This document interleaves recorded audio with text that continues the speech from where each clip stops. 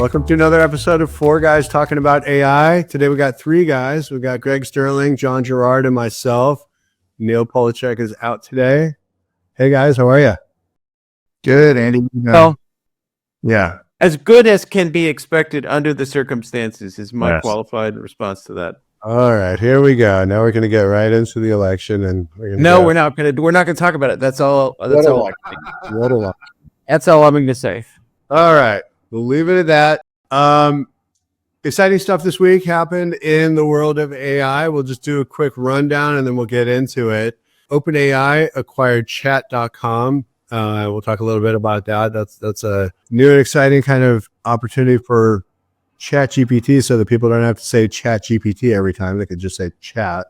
And Apple Intelligence will help AI become as commonplace as word processing.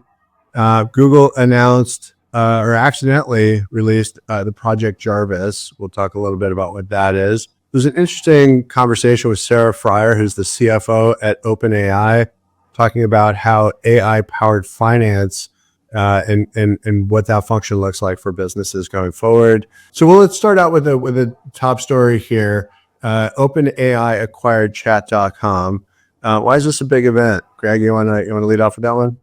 Well, I think you alluded to it. It's a very simple and clean brand. I mean, this must be the new brand that they're going to grow into. ChatGPT is a little bit awkward, a little bit sterile, a little bit technical. And Chat is a much sort of more consumer-friendly, user-friendly brand, almost lacking personality. It's kind of really generic. It almost lacks a certain kind of edge that you need to really build a strong brand. But nonetheless, Dharmesh Shah, who was the HubSpot CTO, spent many millions of dollars on acquiring that a couple of years ago, and I guess for his own use or HubSpot's use. And then ChatGPT, OpenAI, made him an offer he couldn't refuse in excess of what he paid, plus some equity is our understanding. And now they have that. If you type in chat, it redirects to ChatGPT currently, but you got to believe over time they're gonna grow into that brand. And it could be a verb like Google, right? Just chat it. Exactly. You could say just ChatGPT it, but yeah, just chat it is more Gen Z friendly. Right. There you go. Yeah, and I guess to be clear on this, I think it's probably clear at this point in the conversation, but in acquiring Chat.com, it was not a business that they acquired. It was just the placeholder. It was just the domain. Just the domain. It's got to be the most expensive domain acquisition ever. Right. So prior to whenever that purchase went through, if you went to Chat.com, you would have a little placeholder that says this domain is, presumably, right? Presumably, who knows what it actually said? It was probably some Dharmesh Shah related landing page of some kind. Could be. But Connect.com also, which is another several $1 million kind of purchase that he did there. So that was his also? It still is. He still owns that. This is a bigger and maybe more philosophical discussion, but there has been over the years since the internet happened, this funny thing of using the basic words.com and then moving away to nonsensical words or words with numbers added onto them and then swinging back to, so Google or HubSpot or whatever, these are kind of the made ups. And now you've got, news.com. I'm not sure. Is that still CNET? Wasn't that CNET originally? CNET did a whole bunch of these transactions early on. There's a guy at CNET in the early days who CNET dedicated to buying these domains. So they bought TV.com and radio.com and newspaper.com and download.com and all these, like you're saying, John, like just, just basic, simple terms, easy to spell. I mean, chat is a 4-letter domain. We all know that the shorter the domain, the easier it is, the more use you're going to get, more memorable it is. But those acquisitions in the early days of the internet reflected this sort of false belief that if you had, that your domain was totally synonymous with the brand, and if you had a really simple and intuitive domain, people were just going to default to it because, right, they would make these searches for these words, and then whatever showed up on the other end, that was one form of acquisition that you were going to do. And I think it turns out to be not the way that branding works at all. Exactly. If you build if you build it, they will not necessarily come. That's right. So super. Branding standpoint, it's a great way to, if you're Chat GPT, I don't know if you guys have had these conversations, but I've had several of these where I'll talk about Chat GPT and people are like, whoa, what did you just say? Yeah. What's a GPT? Yeah. So yeah. I think, in this world of making AI more accessible and more consumer friendly, just losing all the technical stuff, Greg, like you mentioned, it's a technical term, Chat GPT doesn't really roll off the tongue as easily as chat.com does.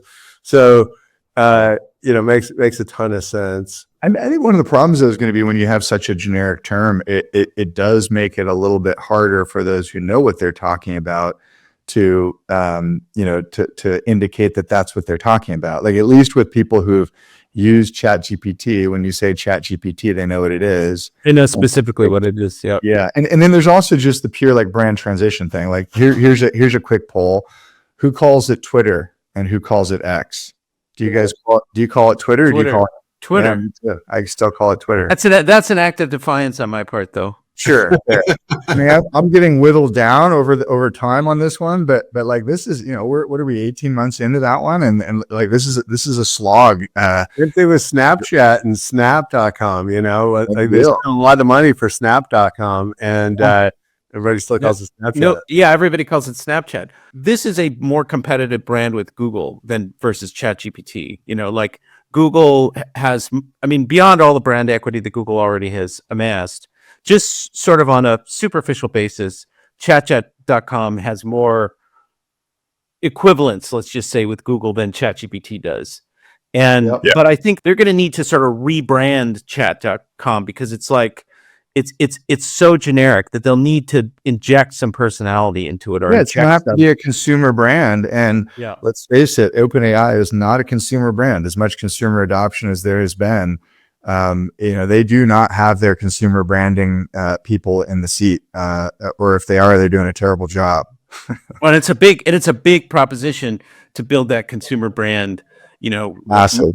Mass media, outdoor, millions of dollars of advertising, big ad agency stuff. Yeah.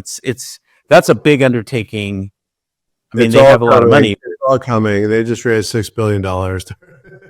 They're lining up for it. So this, I think, is the first domino to tip in that whole direction. But you have to imagine that with Apple Intelligence, Apple branding it Apple Intelligence, and going in that direction, that even though ChatGPT is powering Apple Intelligence, that ChatGPT will probably over time be just one of several LLMs that will be under Apple Intelligence.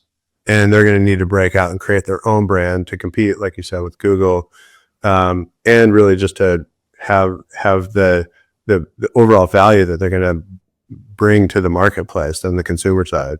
Going to our next story here, Apple Intelligence will become as commonplace as word processing, and help AI, the concept of AI, become as commonplace as word processing. So, there's an interesting article talking about that. And, we've kind of seen some of these trends happen before. John, what are your thoughts on that? Yeah, look, I think it's actually an almost reasonable framing. Like, I think it's ultimately going to end up being so deeply woven into the fabric of everything that we do that, when I open Microsoft Word, I know I'm opening Microsoft Word, right? And Microsoft Word is not woven into, everything that I'm doing on my phone or my computer in quite the same way that it's likely that the AI stuff is. Now, having said that, I think, yes, it will be as common as or more common than, word processing. I think that's a reasonable framing. I actually been playing with the latest and greatest iOS developer with some of the new ChatGPT and AI stuff built into it.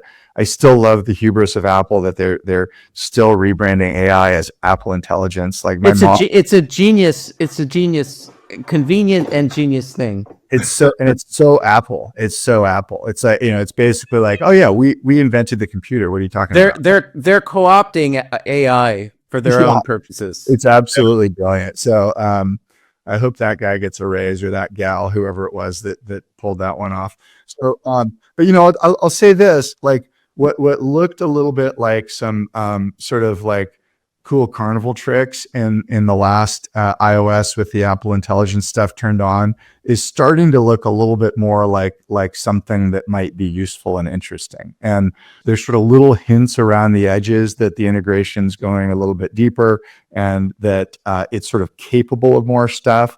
I keep running the experiment every single time and saying, hey, can you tell me the movie that my wife and I were talking about 2 weeks ago? And until it does that correctly, I'm going to say it's not ready for prime time. That's sort of one of the promises they had in the original unveiling, which actually is interesting on a ton of levels. But it is getting better, and there actually is real Chat GPT stuff now integrated in. I had to check a little box that said I do authorize Chat GPT to work on here, and that was actually pretty amazing. So I would say it's trending in the right direction. I am not using the 18.2 beta on my phone, but one of the interesting things I've seen a lot of the Siri, the new sort of Siri interaction and output, and Siri is getting much better. It needs to get much better because it is a piece of shit by comparison to what OpenAI is doing. But, so Siri's getting better, and Siri is starting to answer more questions that might otherwise go to Google, including for local information. And the App Intents thing, which Apple just released, which is enabling developers to integrate their apps with Apple Intelligence, brings things that are more actionable into that Siri integration. So you can, make a dinner reservation at a restaurant, which was ironically the original vision of Siri before Apple bought the, I don't know what to call it. It's not a platform exactly, the technology, because the founders had a vision that you would bypass the mobile web. You would go from a query or a request directly to an app that could then execute some action that you wanted to take, like a restaurant reservation or a travel reservation. And so This is sort of 15 years later, roughly, this is sort of starting to become a real possibility in the way that they originally envisioned it. And so I forgot the next thing I was going to say. So Andy, it's time for you to say something. I was just rambling there, but it's the idea is that sort of Siri is improving a lot. A lot of questions you might go to Google for are now, accessible to Siri, and the original vision for Siri is kind of starting to become more of a real possibility. That's sort of the cluster of points I'm making there. Yeah, and I think from a user experience perspective, where the AI is this underlying layer across browsers, documents, photos, and also with Siri as the entry point, it becomes this agent that can retrieve all kinds of data that you already have on your phone or access to the internet. So when you ask it a broad question, like John, what you said, like what movie were we watching a couple of weeks ago, or I don't know about you guys, but for me, I find it very difficult to put my finger on an exact photo sometimes. When I'm having a conversation with somebody. So I'm sitting there just like looking for that photo while I'm, hold on, I'll find it in a moment. Are you? Yeah. Right. But if I could just tell it, like, remember that time that I was in Hawaii and we were at the beach and we were at Tunnels Beach and we were, whatever, and boom, it surfaces up those photos. That'd just be so much easier. And I think directionally, that's where all this stuff is going. Yeah. So it becomes voice driven and it becomes a real agent that becomes useful in that regard. This enables a kind of personalization that really differentiates. I mean, the iPhone is different from Android in a lot of ways, but the personalization dimension of it really differentiates the iPhone from Android, right? It's like now this device becomes much more personal to me. It's my tool for getting a lot of things accomplished. It's got all my data that I can easily retrieve in this simple, intuitive way. And it's like, you're not going to give that up. You're not going to switch.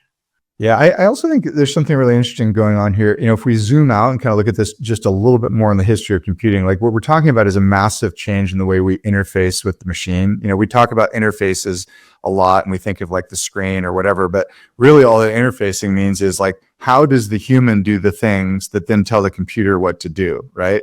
And Yeah.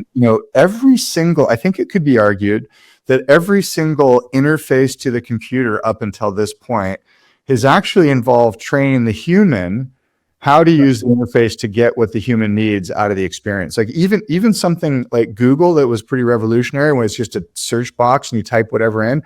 We all know this. We all develop very specific ways of typing in very specific things in order to get the result back that we wanted to get back. That wasn't Google getting smarter. That was Google training us how to use it better.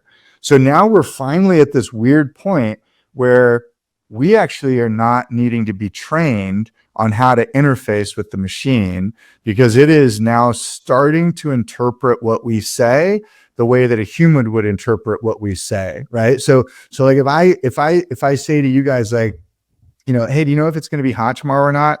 Like, you know what I'm talking about. That's about the weather, and you're going to answer that in a way that's sort of fluid and fluent and makes sense in that context. I don't know what old Siri would say to that, but I think we've been trained that you have to use very specific words with Siri to get the result that you're going to want to get. And It's very much like search. I mean, you're using this kind of rigid language. Very rigid, and so much so that like I don't know if you guys have the smart home stuff set up, but like, what's the name of the light in the bathroom? Yes, exactly. I mean, I have all my lights on smart plugs, and they're all tied into Alexa. And so it's like I'm sitting there in the room, and I'm thinking I have to stop and think, what is this light called? Because I'm going to say dining room lamp or bedroom lamp or whatever, basement. At some point, and this won't be in version 1, but at some point we will be able to say, hey, turn off that light. What's it called? The one that's down the hall and the first bathroom on the right. And at some point, there will be enough awareness and intelligence built in to be able to do that. In the meantime, there will be enough at least to be able to say, you know what? I can't remember the name of all the lights in my house. Can you tell me what they are? Guarantee you that Casa or Apple Home or whatever can't do that right now. And that is the kind of thing that, a smart ChatGPT-ish front end will enable. It's translating what I'm saying in plain English into actions inside a system and getting a good result out. So I had an interesting experience this week down that path. So in my company, we're creating what we're calling the AI employee. And what it is a number of capabilities that an AI agent can do. Book meetings for you, answer customer support questions for you, a number of these kinds of things. And it works in voice and also in chat and in text messaging. And so the idea is to simplify a lot of the communication that happens with prospects for companies so that the prospect can get their answers quickly. And if that person is not available because they're out in the field, they can still provide great customer experience. In doing this, I was training our voice AI, and I loaded up a bunch of questions to it, and I connected it to a phone number. So now I can call this phone number and ask it questions, and it'll give me salient responses, like useful responses about my business, just from calling a phone number. So that means is that with this capability, you're not going to have somebody at the front desk answering phones and partially knowing information, or maybe taking a message and maybe passing that message on to somebody else who needs that so they can call them back. A lot of these functions can get automated. But training the AI in this regard was a really interesting process to do exactly what you're saying, John, is to make it so that you can educate it on whatever business you have, so that when you call it, it will be able to provide value and really useful responses back. And I think that's what's an interesting part of this whole Apple intelligence phase, or where we're heading with a lot of this stuff, is right now our experience with ChatGPT, by and large, has been one where you ask it a question and it gives you an answer back. Going a level deeper, if you create your own GPT, then you can really train it on it becomes a brain about whatever it is that you train it on. So if you take that concept now with AI into your phone or into your computer, you can train it on tons of information and have agents be purpose built for certain things. So you might build an agent that is your agent for find me restaurants locally around town or find me local events. And it just goes and gathers those events in the background so that when you're ready and you say, hey, what's going on this weekend? It's already got that list already prepared for you. Like John, you mentioned that you sort of have to like think about how you're going to say something to your computer or to any kind of voice AI so that it returns back the response that you're looking for. In this regard, what you're able to do is train it up on any kind of information so that you can have a casual conversation. It becomes useful in voice, just like you naturally speak. Good segue into Project Jarvis. So, in fact, why don't you talk a little bit about Project Jarvis? Yeah, so a couple of weeks ago, Claude showed off a demo where they introduced an agent that could take control of your computer and move around the screen with the cursor and click things and fill out forms. It's still very embryonic in a certain way, but it represents a kind of next level, kind of agentic development. And Project Jarvis, which Jarvis is from the Marvel movie Iron Man, of course, the AI that Robert Downey Jr. Relies on, and then later is Paul Bettany plays Vision, which is the creature created out of Jarvis. But anyway, so this is where the name comes from. But this is Google's version of agentic AI, and it's supposed to be able to execute tasks and perform things autonomously under the direction of the user. And it's apparently going to be released in December, or they're going to unveil it in December. But it leaked the last couple of days, and then of course they discovered the leak and shut that down. But that's Google's agentic initiative, and we'll see exactly what it means. But I think within a year or so, these kinds of things, at least rudimentarily, if that's a word, are going to be fairly common, right? Yeah. I mean, the crude old school version is alerts, right? So you used to be able to create Google alerts for any set of keywords. So if you were looking for, used Hyundai in such and such a zip code, you could get listings back, while you slept. It would collect those things and push them to you. This is obviously the on steroids version of that, which can execute much more sophisticated tasks and then presumably carry them out depending upon what your instructions are. Like travel booking, like shopping, like doing research, navigating, right? Yeah. All these kinds of things. With the promise being that it's a huge time savings for the end user. Yeah. So super quick response. First hot take is I think Jarvis became self-aware and released itself. That's what I think happened. You talking about in the movie? Well, this is the thing. We have to stop naming these agents after like dystopia. Yeah. Is the next one going to be HAL? Like, I mean, this is just, come on, didn't we learn anything? Well, in fact, I'm not a Marvel geek and I don't really care, but in fact, the Jarvis so Jarvis has two incarnations. It has the malevolent dystopian version, who's the villain, Ultron or whatever, and then it has the Paul Bettany character, the Vision, which is the positive or benevolent side, which is a reflection of the dichotomy of this technology, right? That it can be used for good or bad, depending on. This feels a bit Prometheus like all of a sudden as we're kind of going down this path. Yeah. The one thing I'll just say really quick is this is it, right? So this is, we've talked about this a lot before, but the ability to translate natural language into requests that get interpreted by the AI and turned into a series of steps the AI can then execute on your behalf. This, as we pointed out earlier, has been a many decades, years in the making problem that we've been looking to solve. The simple thing of making a reservation request and having that executed has turned out to not be so simple. But this is exactly the kind of thing that leads inevitably to that and to any number of other, hey, go do this thing for me on the web, and the machine being able to figure it out and go execute it itself.